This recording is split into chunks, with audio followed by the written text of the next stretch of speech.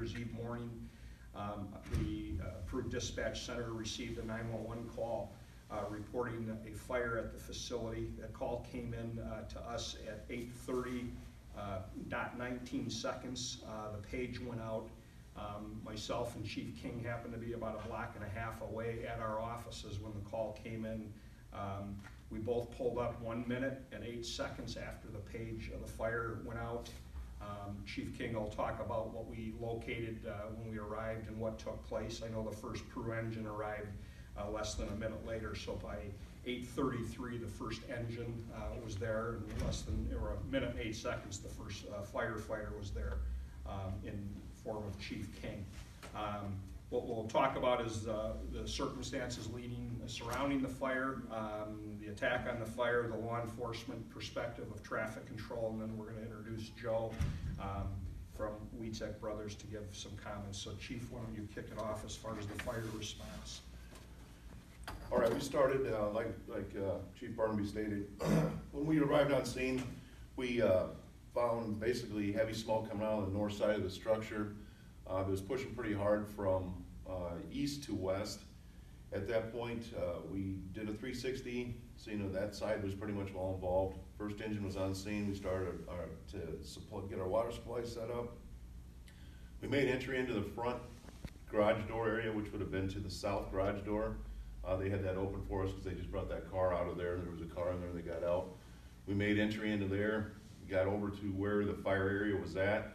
At that time, it was pretty well involved. I'm gonna probably say about 50 to 80 feet of fire above us. With the type of construction that this building's made out of, bowstring constructed building, they deteriorate pretty quick. So at that point, when we seen that it was over our heads and there was a lot we could do, we evacuated the building, went to defensive. By the time we went to defensive, it was already coming through the roof in the back, and we set up our firefight at that point.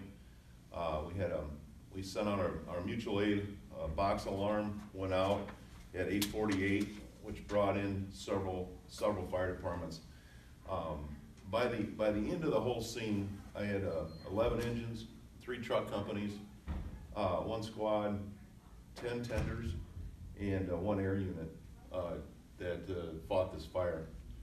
Some things we were seeing on social media that I want to stress that were not true was water problems. We didn't have any water problems in that area. We were flowing a lot of water. When you put 3 aerials up in the air, I was estimating anywhere from probably 21 to 2,300 GPM. That's gallons per minute. We were flowing. I needed a secondary water supply, just in case something would have happened with the water system or anything like that. So my secondary game plan was to set up a tender shuttle to make sure that I did not run out of water. So I want to make sure that's clear on social media that we didn't have any water problems. I just had a second game plan in place in case something would happen. Because you never know, you could break a water main. We were flowing a lot of water. So that's what with all the tenders, and we were going to LaSalle to fill up because it was a quick shot right straight across Route 6 to fill the tenders and get back into our shuttle. We continued to flow water well into the afternoon. We had to mobilize an excavator to move things around because the roof came down on top of everything. Once we got that pulled apart, started doing overhaul, then the fire was under control. Just to jump in and what Chief King talked about, when we arrived there, and he can speak to why this happens from his experience, but there was very little flames that were visible, but there was an incredible amount of smoke, and I know he's going to touch upon the weather, the rain, the humidity at the time. What we recognized from the law enforcement standpoint immediately, first of all, Chief King, I said, what are we dealing with? He says, we're going to be here all day. It's going to be a big one. So did a 360 in the area several blocks around to determine how far we needed to set up our perimeter, and quickly realized it wasn't we could just go half a block away and block off for a couple of reasons. One, it's a major, well-known family business along US Highway 6, so it's going to obviously have a lot of attention at 9 o'clock in the morning. There's going to be a lot of traffic, a lot of human interest, which is understandable. People are going to come down there, not gawkers, but are just generally curious of what's going on. But what found out right away is I went to 4th and Peoria Street, which is a major intersection, and the visibility at just a matter of a couple of minutes into this incident was zero. You literally could not see across the street. The smoke was so heavy you would have thought you were in fog with 5 foot, 10 foot visibility at the most. So was very concerned about secondary incidents, secondary accidents, so I contacted the Illinois Law Enforcement Alarm System. Their dispatch center is based out of Arlington Heights, and it's very similar to what the fire department has with Mavis. They have box cards, and that's how he got so many firemen here in such a short time and all that equipment. I called up there with one phone call, told them how many officers I thought I needed. I then upgraded that a little bit, and I provided everybody a sheet. We had police from a total of 12 police departments responded. In addition to the officers on this sheet that I provided you from all those agencies, we had 22 police officers, we had 3 officers from our Emergency Services and Disaster Agency, and then the Bureau County Sheriff's Department houses the ILEAS Command Bus Incident Command, and we brought that bus in as well, command post, and established a police command. We didn't know how long we were going to be there, and to coordinate the traffic. They have high telescopic cameras that go high in the sky so we could see the actual fire and the several blocks around there to determine what we were dealing with. So we were fortunate to get this kind of assistance in such a quick time. And from the fire standpoint, he can talk about it. From the law enforcement standpoint, I can say, and you know, it was a big fire. I've been a police officer for 38 years now, 37 years, and I've been to a lot of fires. And I've never been to a fire this significant where there was not one injury, and that's remarkable to me that we didn't have anyone injured either at the fire scene or a secondary, you know, accident type thing is related directly to the fire, so that's pretty significant. So Jeff can talk about why there was so much smoke and then why there was flames and then smoke again. I don't, you know, that's your expertise. Yeah. Basically what we had there was, when I got there and met with the owner, Joe, he showed me, we went around back, we looked inside, and where the fire started, fire started over our head. In that building, it was what they call a bowstring constructed roof. It's kind of a circular roof, and then it was built onto with 2 other roofs coming across each side of it. And the fire was in between both those roofs, and getting to it was very hard to do. Bowstring constructed roofs are notorious for collapse early. So that's one reason we evacuated the building, because it could have come down at any point, which it ended up doing. With that type of construction, what happens, the roof will come down and the walls will go out. And if you look at that building, that's exactly what it did. The roof came down, all the walls came out. The biggest thing, one of the biggest strategies we had was our exposures at that point. Exposures to the south wasn't as bad as to the north. We had Connecting Point and Beardsbrother to the north. We paid a lot of attention to that side. We wanted to make sure that we didn't expose that side. We have a lot of infrastructure that runs in and out of Connecting Point. We wanted to make sure we kept that whole area good. And those are our really only exposures we had during the fire scene. The amount of smoke that you seen coming out was generated from the amount of Class A material that was inside the building. He had a lot of stuff inside there that created all that smoke. From oil to LP to wood, to trailers, to cars, to vehicles, motorcycles, you name it was inside that building. So that generated a lot of that smoke that you've seen. With the conditions that were on Monday, it was raining. It never stopped raining, I don't believe, ever, the whole time we were there. And that rain was bringing that smoke to the ground. And it just held it there all day long. So everywhere around we were at, we were in smoke all day long. So that was one of the issues we had with traffic control. We also, at one point, I needed to get to another quadrant for water because I wanted more pressure.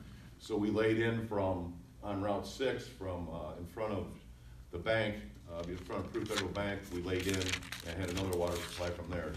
That's another reason why we had to take the road down also. With the amount of equipment, people, I estimated at the high point we had 100 firefighters on scene, and we lasted a total of about 10 hours. A couple other things to point out, ambulance services that were there with their paramedic crews, and they established a rehab for those 100 firefighters. Every so often the chief had to rotate them out. They had to go through an exam by the paramedics, blood pressure, that sort of thing, before they could be cleared to go back and fight the fire. So that was Peru, LaSalle, and Spring Valley 1033 had paramedic units there. The local businesses, and I know Joe wants to talk about that, were incredibly supportive. Some of them had to close business for the day due to the smoke. And then others just showed up with all kinds of food and water and coffee for all the first responders. Legrato's, Hy-Vee, 4-Star, John's Place.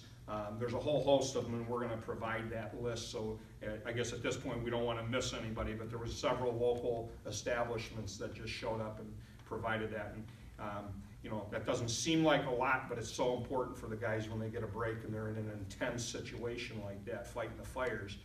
They go through their rehab and they can just have that little downtime to get reestablished before they can go in there. So that's important to note, all those type of things that were helpful that day. Do you have anything else? I don't have anything else. One thing we'd like to do is introduce Mr. Witczak. Joe is the owner of the establishment. He can give you a little history about how long this business has been in Peru and the importance to the Peru community. I think I misspoke the other day. The Witczak brothers, Joe, and he'll talk about this, but his father and his uncles, there's 7 Witczaks that were Peru residents. They all served in either World War II or Korea. And just several months ago, the Illinois Senate, there was a proclamation passed that the Witczak Brothers Memorial Highway, which is Illinois Route 251 from Tonica to Mendota, I believe. Right. So when we had a lot of human interest, as I talked about earlier this morning. Obviously it's a fire, it's daytime, but when you hear the Witczak buildings burning, there's a lot of people in the Illinois Valley community who knew exactly where that was. Especially the older folks know those 7 guys who have all passed, right? Except for Tony. Tony's still the last of the 7, and it was good that he was still with us to see the highway being named in the honor. And then Joe can talk about him and his brothers. 2 of his brothers have already passed, but there's 2 of them down there that are Witczak brothers. So Joe, I wanted to talk. Thanks. Thanks, Jeff. Yep. Yeah, I just mainly wanted to make sure I thanked everybody, and I thought this would be the easiest way to do it. I can't name all the list, it's too long. Jeff and Doug named everything pretty well. I just want to make sure I thanked everybody, from the EMTs, the fire departments. Everybody did an excellent job. I couldn't ask for better. I mean, it just shows this area is great, you know, for taking care of its own. I mean, the businesses that come by and help, business owners stop by and offer to help, you know. As far as my uncles, I can give you their names if you're interested. If not, I won't. But my dad was Edward Joseph. He served in Korea. My uncle was Thomas F., and he served in Korea just before my dad did. Anthony served he's alive. He served in the Pacific in the Navy. John served in the Pacific in the Army. Joker served in the Pacific in the Army. Boy served in the Pacific. Francis served in the European Theater. And Casimir Maurer served in the Pacific. I think I got all 7 of them. I don't know, I didn't do my math in my head. It would have been Tom, Boy, which is Francis, Tony, Joker, John, and Edward, and that should be 7. Joe, why don't you explain your 3 brothers and you, and how long that business has been in operation? In 1978, my 4 brothers, the 3 brothers and I, 4 of us, started our business actually at Witczak 66 service up where Arby's is on 80. And then about 4.5 years later, we bought the building we're at now, which is about 35 years ago. I'm trying to do my math in my head, but it's pretty accurate. And we've been running it since. Over the years, I've lost a couple of brothers. It's my brother Tommy and I. We're it. So hopefully we'll be back. We're planning on it. We'll see how the insurance does. So far, they've been great. We'll find out. Other than that, I just want to make sure I thank everybody, and that's what I'm here for. That's the only reason I came. I'm not trying to be a glory hound. I just want to make sure I thanked everybody. I thought this would be the fastest way to do it. Question for either of the chiefs. When WLPO was on scene, we noticed that there were loud thumps or booms going on inside the structure, it seemed, during the fire. Was that what you were talking about, the Class A material? Was that the LPLs? Well, that wasn't the Class A material. Okay. Welding tanks. Yeah, welding tanks? Oxygen tanks, Got LP it. tanks, that's what Torches. was lifting off in there. Extra torch tanks. Yeah. yeah. Okay. And it's just equipment for the service of the business, you Yeah. know? So that made it extra dangerous to be in there, I imagine. It was, Absolutely. Once Once it's it got going- involved that much, you don't want anybody in it Yeah. around that. Yeah. And you fell back to a defensive position once, as you told us after the fire, you were in there, realized got that inside. it's sort of hidden from you? Well, was Is that over how our you put heads. it? It was Yeah. fairly quick, I believe. Yeah. I mean, I don't think it was more than a few minutes after we were Yeah. there. It was, Once we got inside it, and we tried hard to get on the one side, but because of a lot of stuff in there, we couldn't get around. That's when we realized it was over our heads and there was Right. nothing we could do at that point. And you know, you balance it as risk versus benefit at that point. You know, what are we risking versus the benefit we're gonna get? And surely don't want anybody to get hurt or killed. you can put up a new building, it's harder to put up a new life, so. Yeah. On that note, really quickly, we noticed that, I mean, there was some really dramatic footage of the firefighter overhead spraying water directly down. We know that there's a lot of training that goes into that, but I mean, was there any injury at all that he sustained in it at all, or was No, they had all their safety equipment on. They had their SCBA's on. We have a breathing air line that runs up to that bucket, so they were plugged in the whole time. So at no point was anybody in danger, really at all on the whole scene the whole day.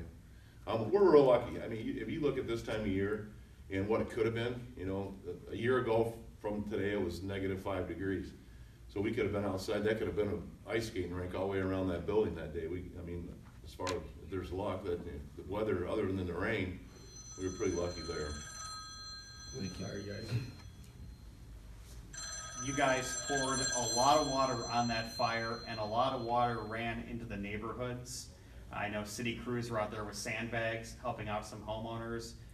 Everybody's homes okay after that, even though you guys dumped a ton of water down that hill. Yeah, we never received any phone calls on it. We did sandbag. We seen it running down into that one garage at one point.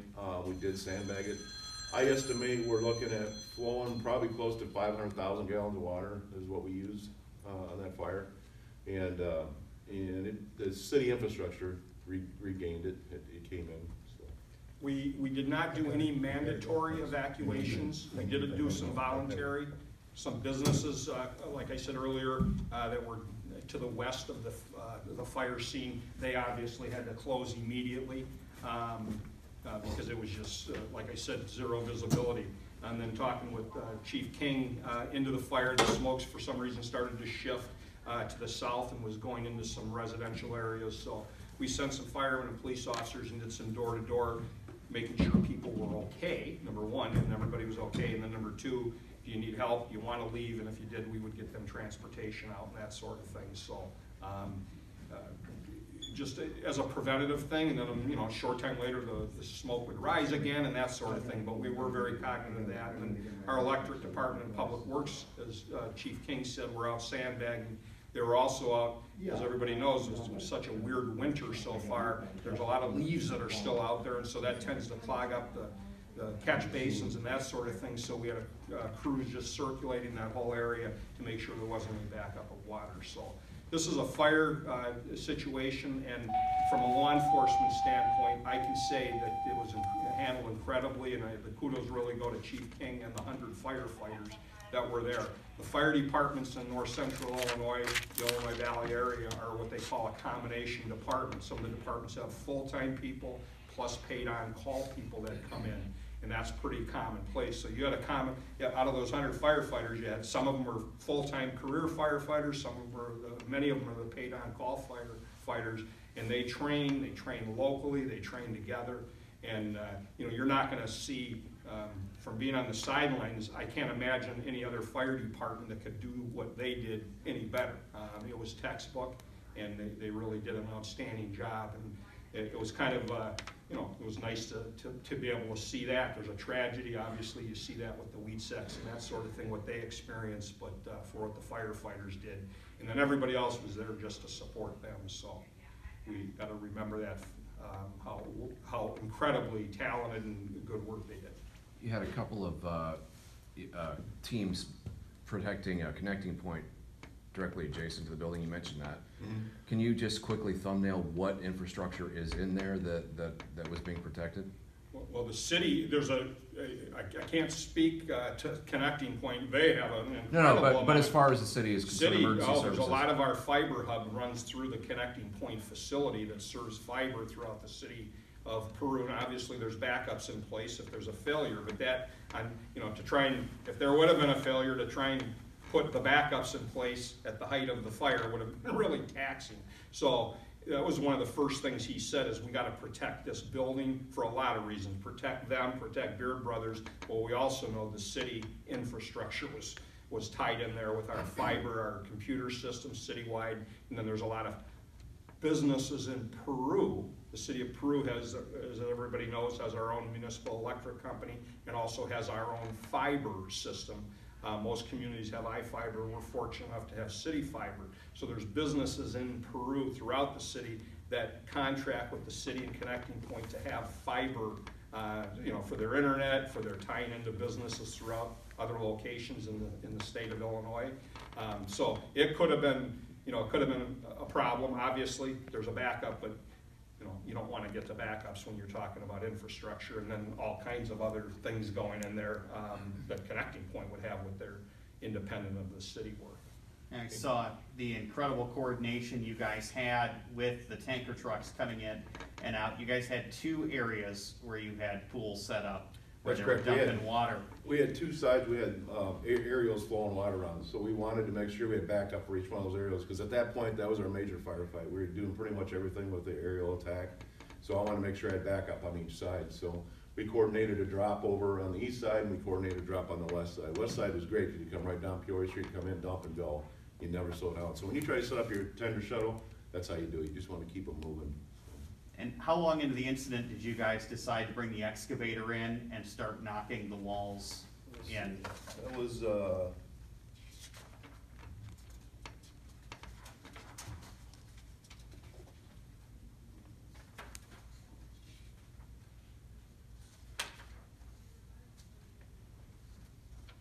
10:19. At 10:19, I made the call for the excavator to come in. Because I saw already the south wall had already started to collapse, I think, at that Yeah. point. We lost the west wall, or the north wall right away. Then the next wall to go was the west wall. That fell in, and then the south, and then finally, with the north wall, or the south wall we brought in. Yeah. We were trying to protect, there was an old fire truck that was on the other side, on the south side of the building.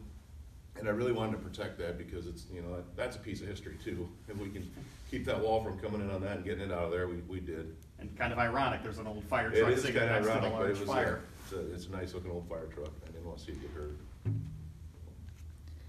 Are there any concerns about with the runoff, like the chemicals or anything like that? Is there any concerns? I was about monitoring that. I was walking around as I was looking to see if there's any sheens or anything in the water, and we didn't see anything running off that. I think most of that stayed on property. So is that something that the EPA has to look into, or not unless there's? Not unless there's complaints or anything. Complaints, That's not okay. something normal.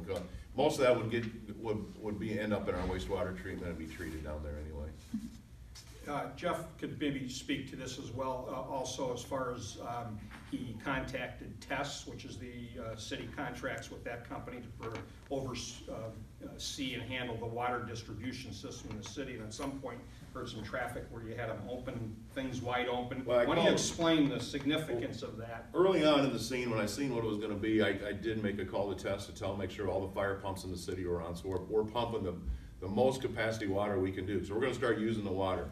And that concerns me with making sure we keep the water tower full and stuff like that. And at no point did we ever lose the water tower or anything like that. When we turned all the pumps on in the city, it kept the water towers full, kept us in water, and at no point did we have a water issue at all. So you didn't have any issues with water pressure or anything like that?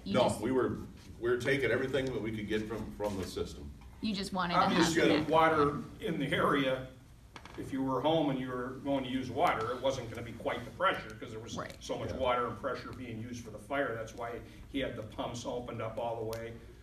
When that happens, you're wondering how many water main breaks are there going to be. I think there was only one We had break one. that came in later in the day, and that's, those hydrants, essentially what happened the other day was about the most flushing of a hydrant you could ever ask for. You never flush them at that level, but you do when you have a fire, and I know he did that with the West Clocks fire, which was a New Year's Eve fire several years ago. But and the test did some monitoring of the quality of the water. to make sure that there was no issues there, and then they reported well into this incident that those tests were all good, so that's always a concern, what's going back into the system then, and so that. Has there been any investigation into the cause of the blaze or anything Yes, like that? Jeff, and he's also the fire marshal, and he can explain what preliminarily and what it appears to be, and we're very confident that there's absolutely no foul play, and it's an accidental fire, and he can explain the circumstances as to what we believe caused the fire. In the center wall on the north side, they had an oil furnace in there which heated their shop. At night he'd turn it down, and then during the day and in the morning when he'd come in, he'd turn it up and get it going. He came in that morning, turned the oil furnace up, went into his office, sat down. He said he started to see some smoke. He came back out, went over by the oil furnace where that was at, looked up, and where the pipes went through the ceiling, he saw fire in that area. And when he started looking more, he seen that the pipes separated. So there's open area where you could have got sparks and stuff out of that furnace into the, and being this building is probably 50 or 60 years old, it's dry, really dry on the inside, and it doesn't take much for that roof to get going. And so that's the area it started in, it was the oil furnace area. And a call came in from a neighbor, correct? Was that the first alert? No, the first alert came from Joe He did, Witczak. okay, we had reported, I okay, listened to yeah. the 911 call this morning, and he called in, and I think he knew he had a pretty serious situation. It was a very quick call, said where it was and what was going on, and the dispatcher said, I'll get him rolling, and like I said, in 1 minute and 8 seconds, we were on the scene.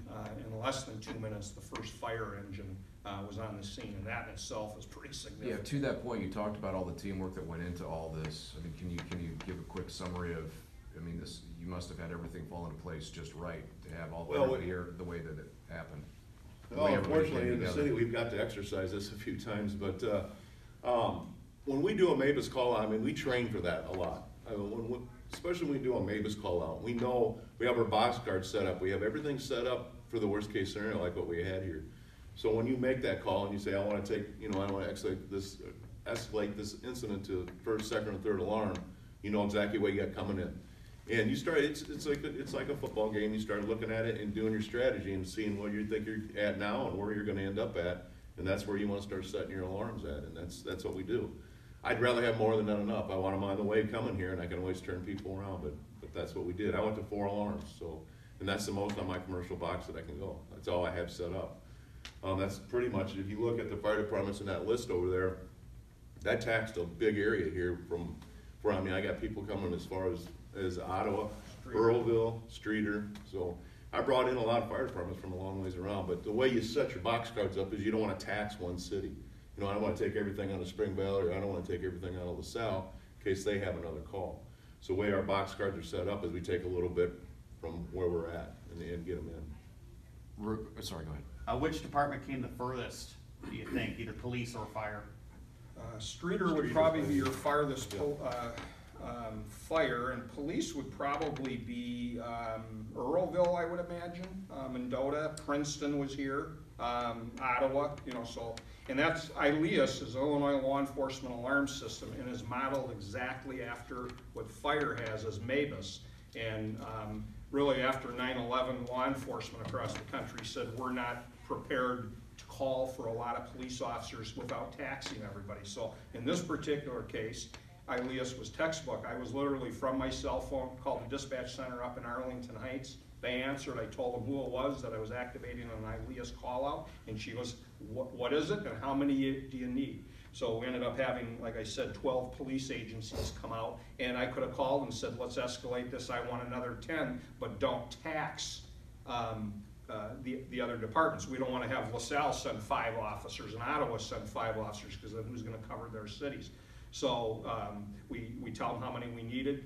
I called back, I asked for I think 3 additional, and I said don't retax any of the other departments, and we could have just kept calling, and they go on the computer and just go farther out.